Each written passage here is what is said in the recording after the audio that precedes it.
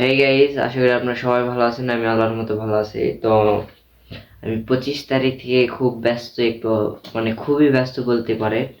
তো আপনাদের জন্য একটা গুড নিউজ, সেটা হলো যে আপনারা যারা বাইরে যেতে চান, তো তারা সৌদি আরবে আলমারিয়া কোম্পানিতে যেতে চান, মানে যাইতে পারেন। তো আমি ওখানে যাব।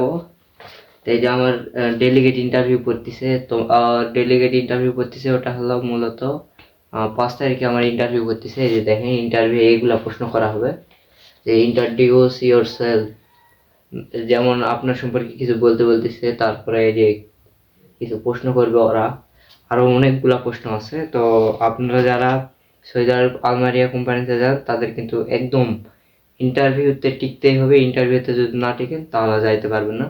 তো আমি এটা নিয়ে একটু খুব ব্যস্ত আর খুবই একটু ভয়ে আছি। আর আপনারা সবাই আমার জন্য দোয়া করবেন যাতে আমি 5 তারিখে ইন্টারভিউয়ে টিকতে পারি। তো সবাই ভালো থাকবেন, টাটা।